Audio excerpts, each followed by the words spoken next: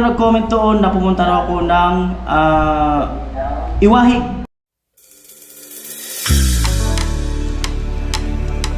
Ayan o.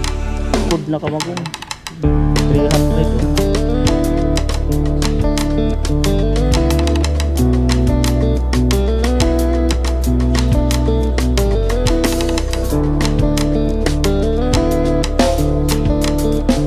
Magandang araw po muli sa inyong lahat at nandito pa rin tayo sa Puerto Princesa, Palawan.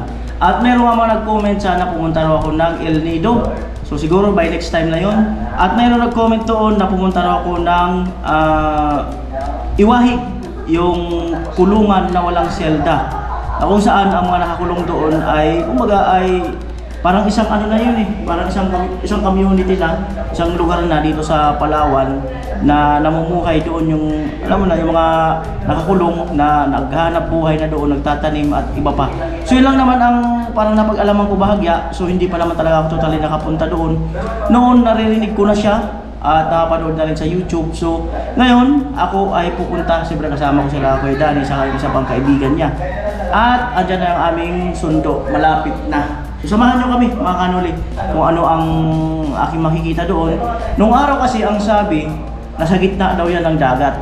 Minsan may maririnig ka, tatakutin ka. Sige, gumawa ng kasalanan mo at doon ka makukulong sa Iwahig.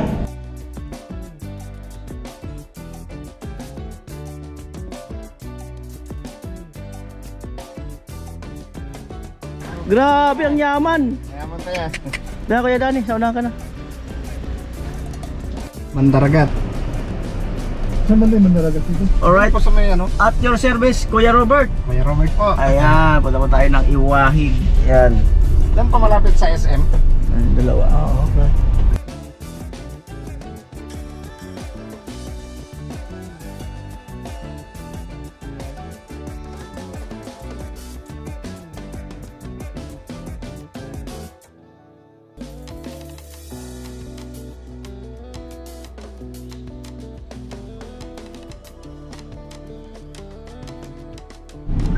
Ayan po, madilim papunta or sa bundok na ano, papunta ng Iwahig. Dito wala pa naman, pero doon baka umuulan kasi madilim Ayan o. Ayan po. Alam mo kuya kung kailan na ano yung Iwahig na umpisahan? Saan?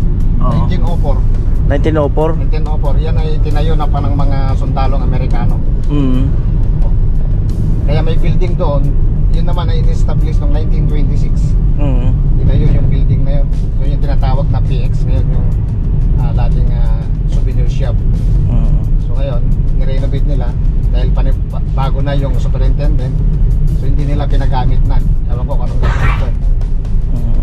Pero noon, talagang ano yan. Kung noon ay may daan na papunta sa Iwahig, dapat yung magiging unang city. Kaso dahil noon wala pang kalsada, nagbabangka pa sila noon para lang makarating ng Iwahig. Magiging unang city ng Puerto Princesa. Puerto Princesa. Kasi may bowling lanes, may ano dyan recreation center dyan Ibig sabihin, malaki yan. O pumuluan. Dahil nga walang kalsada no? Kaya hindi siya na.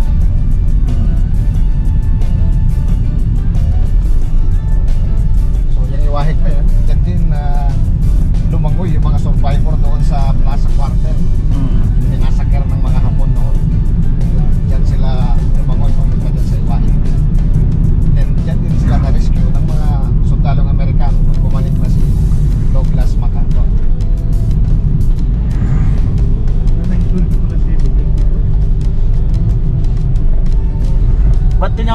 Ba't tinawag na Iwahig? Actually, ang real name niyan, Iwahid. Iwahid. So naglipat-lipat na hanggang sa naging Iwahid. Pero ang tunay namin yan, Iwahid. Iwahig.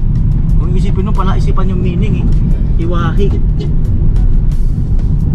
Diyan din nakulong si Galadgad. Tinatawag na Galadgad, yung tatay ni Rudy Fernandez. Dyan? Oo, tsaka si Berting Labra. Ba't dyan sila nakulong? Nakapatay man yung mga yun. At ang huli, itong si Bingbong Crisologo. Yan, nakulong din dyan. Pero nakalaya sila dahil magandang record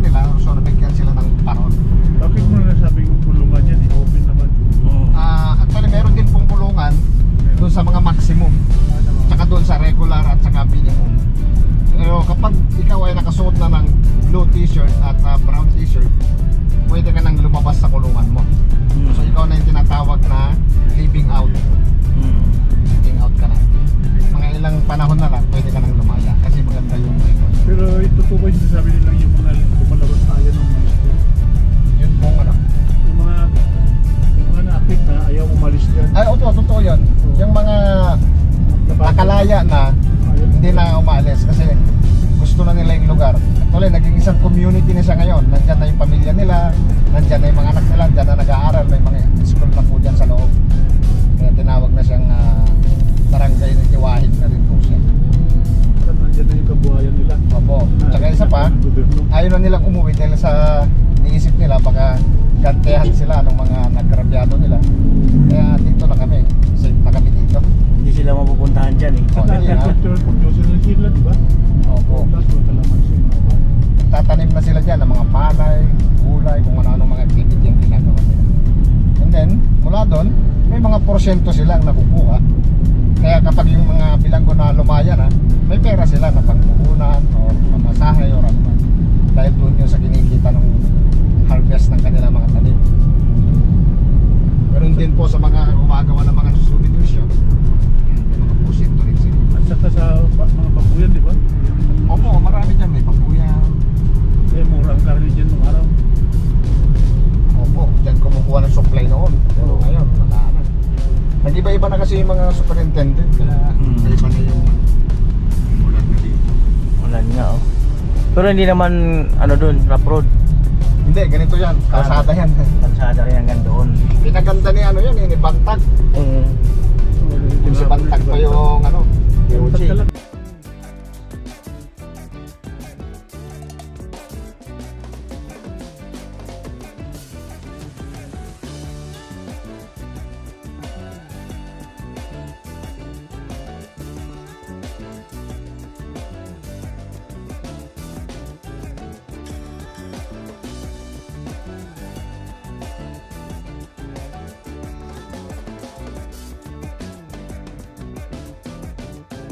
Ina po ito ng Iwahig, reasonin na penal farm. So mula dito, yan na yung mga tinatamnan ng palay, yung mga bilanggo. So dyan sila nagtatanim sa lugar na yan. Itong area na to? Opo, ito, mula dito na, sa tapat na to. Iwahig na po yan, hanggang doon na sa loob. Hectare yan yung pala. So halos ito ay, hindi ako nagkakamali, nasa 26,000 hectares. Grabe. 26 hectare ang ano? Iwahig. Oh, ito, dito na po nagtatanim. Yan. Sila dito, di ba? Grabe. So dito may barangay dito na tinatawag na Bagong Pag-asa. So yung ibang mga lumaya dito na tumira. Pero yung iba doon talaga sa loob. Hindi na umalis sa loob. Nahari pa rin ng gobyerno ito. Kaya pala walang kabahay-bahay eh. Oo. Government. Reservation niya. Naka-reserve.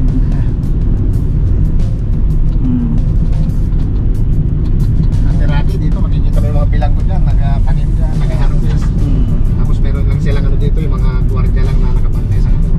Kaya kung gusto nilang tumakas, madali lang kasi highway na to eh.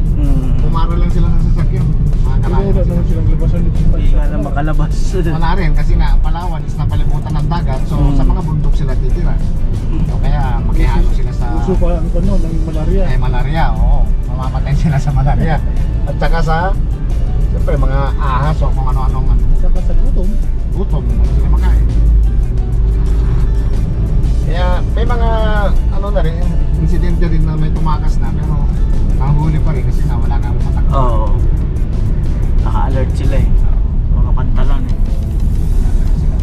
Bihira lang kung sunduin talaga sila ng Mag-anak nila. bangka na bigatin talaga sila. Mga bilanggo yan, yung bahay-bahay na yan. Ayan, mga bilanggo na yan. Na may mga bahay na. Oo, yan, mga bilanggo yan. Kaya para pare-parehas yung bahay eh. Oo. Doon sa loob mamaya. Oo. Ayan po. Malapit na tayo, papasok. Ayan, so malapit na daw po kami, papasok. Grabe, ang laki pala ng ano to? Hectares. Oo, noon yan. So yun naman yung nakikita nating bubol na yan. Yan yung minimum Minimum security. Yung malaking kubol na yon. Yan, Na, building na yan. parang warehouse. Opo.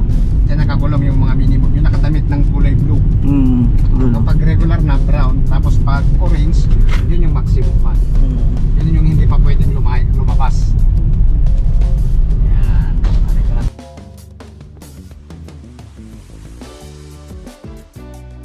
So ito mga kaano ulit, 2:46 ng hapon. At nakapasok na tayo sa gate dito mismo sa may Iwahig. At pagpasok nyo, kung kayo po ay mamamasyal, ang kailangan ay mag-iwan ng isang ID or mag-record doon sa mga naka-duty roon. At dahil nga sa wala namang kaming permit, kasi may nakapanood ako sa YouTube na nakausap talaga niya yung mga preso. So kami, dahil nga sa hindi naman kami nakipag-communicate, so bawal na mag-video kami ng mga preso dyan. Ayan. Alright. Napakalaki ng bundok. Itong Palawan, ito mga palayan nila. Yan yung mga palayan na nila yan. Mga palayan nila.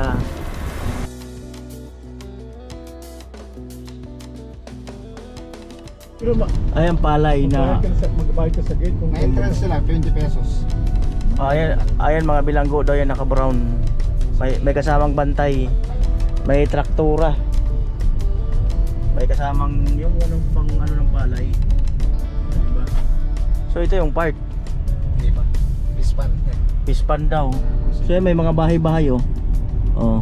Tanim nila. Yan, may mga bahay-bahay na. Yan yung naglalakad bilang yun. Ito bilanggo daw to naglalakad. Saludo pa. Grabe. Ayun, nagtatanim oh. Ayun oh, nagtatanim ng mga sitaw. Ayun oh. O di ba? Sino kaya nakaisip nito? Ang ganyan. Gawin farm. Oo. Kasi nga, siyempre, dahil wala naman silang ginagawa, so yan ang inano sa kanila. Hindi katulad sa Maynila, di ba, paka yung binubungkal nila.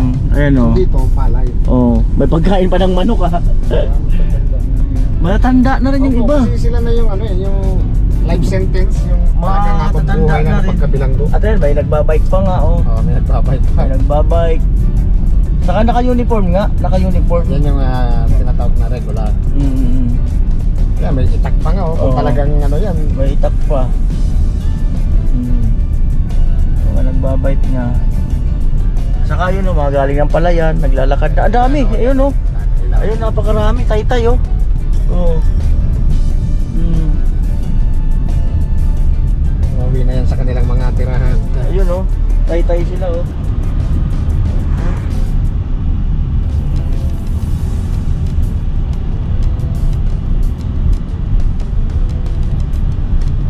Yun.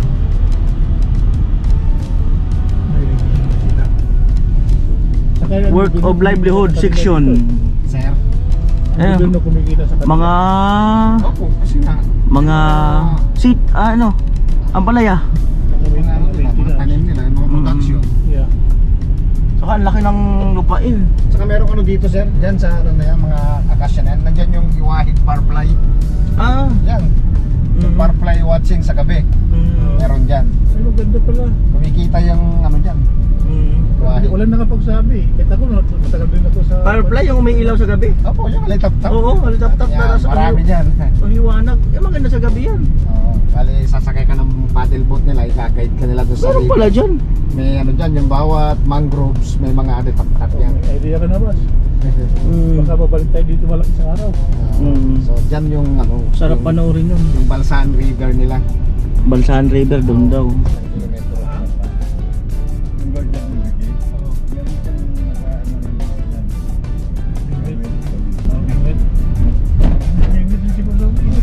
So ito sir, itong mga bahay na to, ito yung mga bahay ng mga empleyado. Yan, mga empleyado yan. So ikaw ba naman, titira ka dito kasama ang pamilya mo? Sarap. Kung talagang delikado, siyempre hindi mo ititira, di ba? Pero dahil nga maganda yung ano nila, so nandyan, kahalubilo nila yung mga Pinoy. Saka kahit din, ano naman ang mabibili sa TX? Yung mga souvenir po na ginawa nila, yung mga Maganda yun. Maganda panoorin yun. Mura pa siguro. Mura pa tayo siguro. Dito pa medyo mataas din ng konti kasi nga dahil nga sa tulong mo sa kanila. Iwahig. Person and final problem. Sa akin pala nakabukas. Ayan. Park ko. So ito yung kanilang admin part. Gusaling Pampamahalaan Central Sub-Colony. Oh. Nasaan ang tanga si Marcos dito? Grabe. So, yan po yung 1926 na building na tinayo. Oh, grabe. 1926 pa.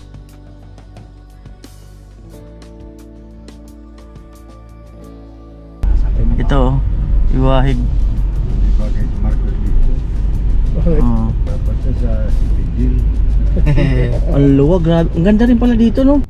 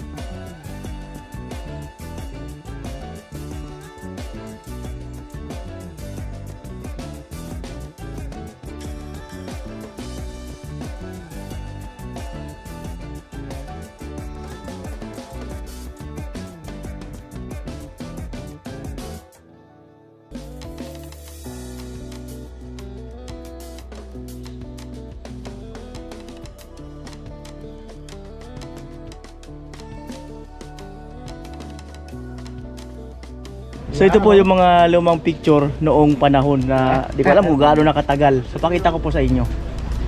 Ayan o. Yung cellphone mo. Oh. Oh. Hmm. Oh, ito yung tarplay oh. Oh. Grabe. Ano? Halos malabo na. Oh. Grabe. Oh. Ayan o. Meron din palang yung kinukulong sa ano. Oh, ito. Dati may sa tubig pa. Oh. Hmm. Yan, yung mga kanya-kanyang cutlery. Sa ospital.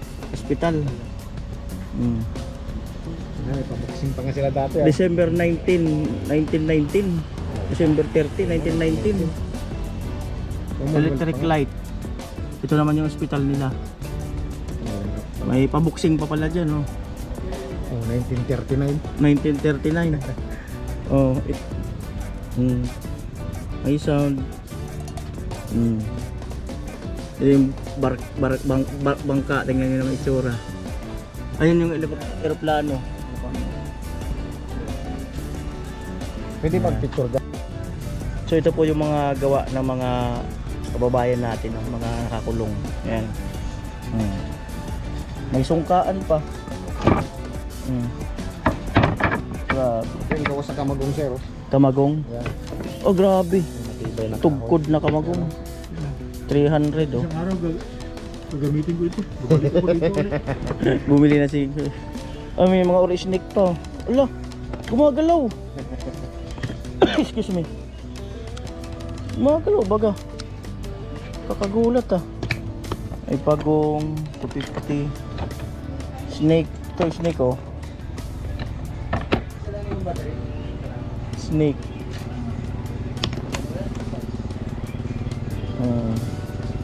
Snake. Ito, kalimutan ko ang tawag, abacus. Okay. Hindi ako po siya. Hindi ba yan abacus? Pagmasahe ng paa. Pag masaya ng pa, kala ko yung abacus eh. Makatakan mo ito. Oo, Ito magkano to? pag masaya ng pa. Ayan. Pang massage ng paa, kamay naman to. Ah, ito yung ano. Likod naman. Diba? Yan, may mga shell. Yan. May duyan. Ah, ito yung dito ka mapapahanga kung paano pinasok sa loob. Diba? Oo. Kung paano yung pinasok sa loob. Oh. Saka ito ang pinaka-the best sa lahat.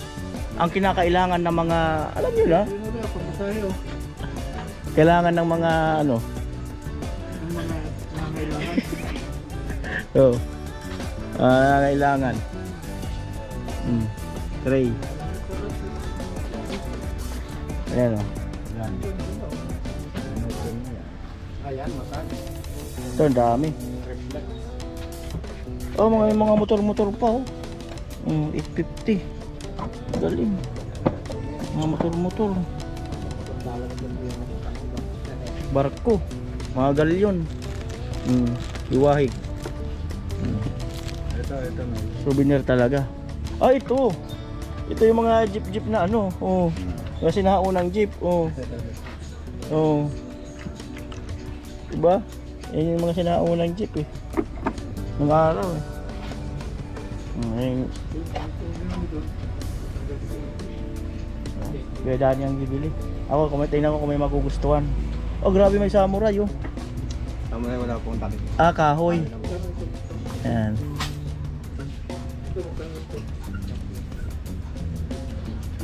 Ayan. Dami. May mga tray. Tray ng ano. Ayan. Tray. Yan. Ito, matindi na to yun. Ang ganda na ng pagkakagawa. Mga bayong-bayong pa. Ito, dati usong-uso to. Oh, naglalaroan namin yan noon. Ang isa sinisira namin. Yeah. Alright. Souvenir. Ito ang cute na ito. May Robocop pa.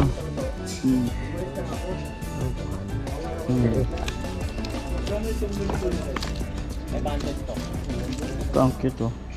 Buhangin ng Palawan. Souvenir. 21. Yaon 5. Souvenir din lang, koleksyon.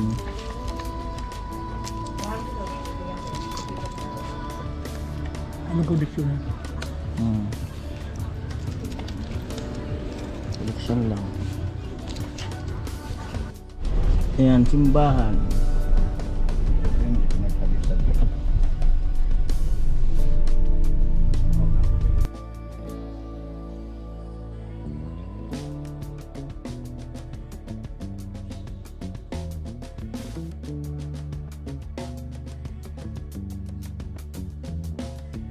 Alright, dyan oh, mga naka-harvest na oh ng ani.